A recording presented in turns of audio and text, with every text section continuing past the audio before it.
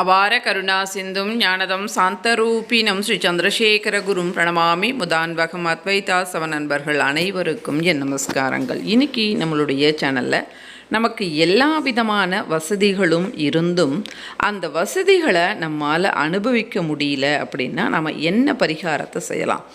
இந்த ஒரு விஷயத்தை கேட்ட உடனே வசதியே இல்லையே, அப்புறம் எப்படி நாங்கள் அனுபவிக்க முடியும் அப்படின்ற கேள்வி எழலாம். வசதி அப்படின்னா என்ன அப்படின்றத நாம் இங்கே பார்க்கலாம். சிலருக்கு பார்த்திங்கன்னு சொன்னாக்கா நிறைய புடவைகள் இருக்கும், பீரோவில் அப்படியே இருக்கும், திறந்து பார்த்து அப்படியே வச்சுடுவாங்க. கட்டணும் அப்படின்னே தோணாது. ஒருவேளை கட்டினா கூட அது கிழிஞ்சு போயிடும். அப்படி இல்லைன்னா ஏதாவது ஒரு சம்பவம் ஏற்படும். இந்த மாதிரி இருக்கலாம். அல்லது அவங்க மனசுக்கே அதாவது அப்படியே பார்த்து வைக்கணும்னு தோணுமே தவிர அது கட்டி அனுபவிக்கலாம் அப்படின்ற ஒரு எண்ணமே அவர்களுக்கு ஏற்படாது. அதே மாதிரி வீடு இருக்கும், அவங்க வாடகை வீட்டில் இருப்பாங்க, சொந்த வீட்டில் இருக்க மாட்டாங்க. அதே மாதிரி அவங்களுக்கு எல்லா விதமான வாய்ப்புகளும் இருக்கும். அதாவது கோவில்களுக்கு செல்வதற்கு, அங்கு தெய்வங்களை தரிசனம் செய்வதற்கு வாய்ப்புகள் இருக்கும். ஆனால் அவங்களுடைய மனசு அதற்கு இடம் கொடுக்காது. அதே மாதிரி இப்படி சந்தோஷமாக இருக்கக்கூடிய சூழ்நிலைகள் அவங்களுக்கு உருவானாலும் அதை அவங்களால அனுபவிக்க முடியாது. அது மட்டும் இல்லாமல் ஒரு பெரிய வீடாக இருக்கலாம், ஒரு பெரிய பங்களா இருக்கலாம், ஒரு பெரிய காராக இருக்கலாம். இதெல்லாம் எதற்கு? இதெல்லாம் நாம் ஏன் அனுபவிக்கணும்? பணத்தை ஏன் வீண் விரயம் பண்ணணும்? அப்படின்ற மாதிரியான ஒரு எண்ணம் என்பது ஏற்படலாம்.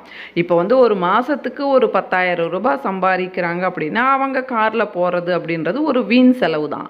ஆனால் மாதத்துக்கு 1,00,000 ரூபாய் சம்பாதிக்கிறாங்க அப்படின்னா அவங்க தாராளமாக காரில் போகலாம், அதில் தப்பு கிடையாது. ஆனால் போகக்கூடாது, வேண்டாம், பெட்ரோல் போட்டுட்டு கார் டிரைவரை கூட்டிட்டு நாம் ஏன் போகணும்? அந்த பணத்தை சேர்த்து வச்சா நம்முடைய பிள்ளைகளுக்கு ஆகும், இப்படிலாம் யோசிப்பாங்க. இந்த மாதிரி இருக்கக்கூடியது தான் அனுபவிக்க முடியாத ஒரு நிலை. இதற்கு என்ன காரணம் அப்படின்னா, சுக்கிர பகவானினுடைய அனுக்கிரகம் அவர்களுக்கு இருக்காது. அப்படி இருக்கும்போது அவர்களால் அனுபவிக்க முடியாது. எந்த ஒரு விஷயமும் நாம் அனுபவிக்கிறோம், நமக்கு ஒரு திருப்தியான மனநிலை இருக்குது அப்படின்னா அதற்கு காரணம் மன திருப்தி மற்றும் சுக்கிர பகவான். இப்போது பெரிய பங்களா வீட்டில் பெரிய காரில் தான் வாழணும் அப்படின்ற அவசியம் கிடையாது. நாம் எந்த வீட்டில் இருக்கிறோமோ அந்த வீட்டிலையே நம்மால் திருப்தியாக சந்தோஷமாக நிம்மதியாக வாழ முடியும்.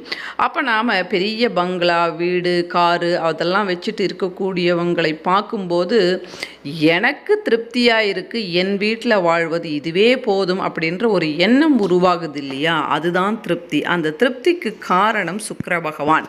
ஆனால் சுக்கிர பகவானினுடைய அனுக்கிரகம் இல்லை அப்படின்னா எவ்வளவு அதாவது மாட மாளிகை கூட கோபுரங்கள் அப்படின்னு சொல்லுவாங்க இல்லையா, அங்கே வாழ்ந்தால் கூட திருப்தி என்பது இருக்காது.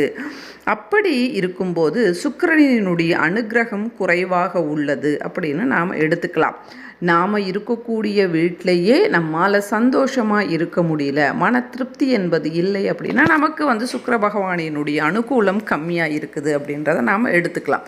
அப்போது அந்த சுக்கிர பகவானினுடைய அனுகூலத்தை நாம் பெறுவது எப்படி அப்படின்னா, சுக்கிர பகவான் மற்றும் புத பகவானினுடைய அனுகிரகத்தை ஒரு சேர பெற்று தருவது துளசி செடி. தினம்தோறும் காலை மாலை துளசி செடிக்கு தீபம் ஏற்றி வழிபாடு செய்தாலே சுக்கிர பகவானினுடைய பரிபூர்ண அனுக்கிரகம் என்பது நமக்கு நிச்சயமாக வரும். அதனால் துளசி பூஜையை செய்வது மிக மிக முக்கியமானது. துளசி பூஜை அப்படின்னு சொன்ன உடனே நிறைய பேருக்கு நிறைய கேள்விகள் எழுது. பச்சை துளசியா, கரும் துளசியா, நாங்கள் முன்னாடி வைக்கலாமா பின்னாடி வைக்கலாமா, எங்கள் வீட்டில் துளசி செடியே இல்லையே, நாங்கள் என்ன செய்வது, இப்படி நிறைய கேள்விகள்.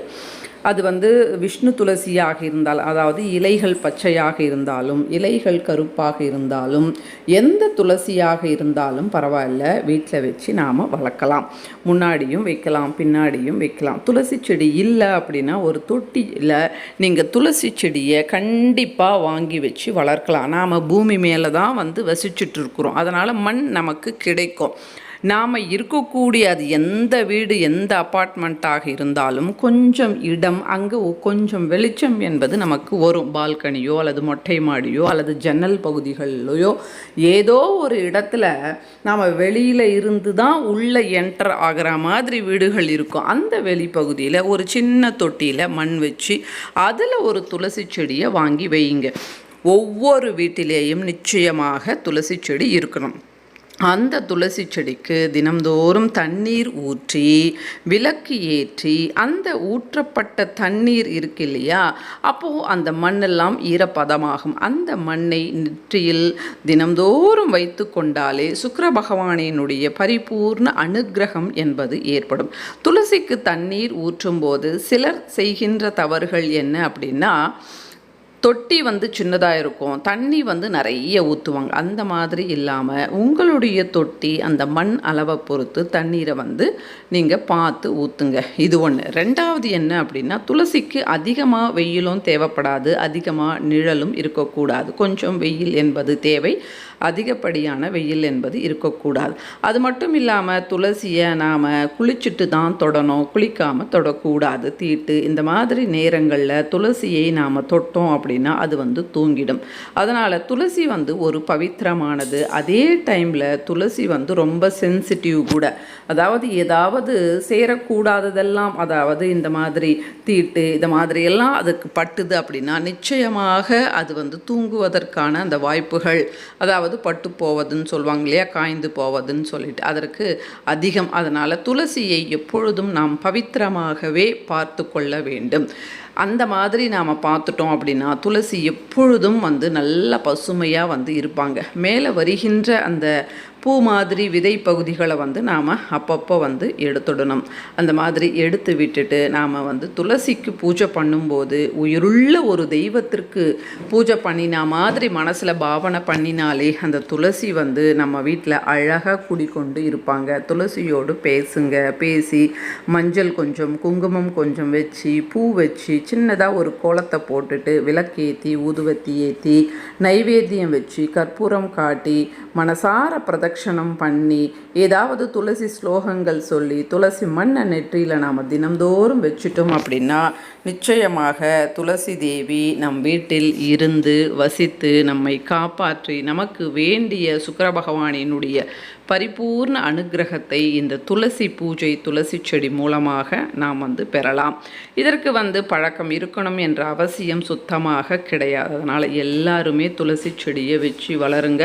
இதன் மூலமாக புத பகவானினுடைய அனுக்கிரகமும் சுக்கிர பகவானினுடைய அனுக்கிரகமும் ஒரு சேர நமக்கு ஏற்பட்டு இந்த மாதிரியான நிலைகள் என்பது ஏற்படாது. அதாவது நமக்கு இருக்கக்கூடிய வசதிகளை நம்மால் அனுபவிக்க முடியாத நிலை என்பது ஏற்படாது. சுக்கிர பகவானினுடைய அனுக்கிரகம் பரிபூர்ணமாக நமக்கு இருக்கும். நன்றி, வணக்கம். மகாபெரியவா சரணம்.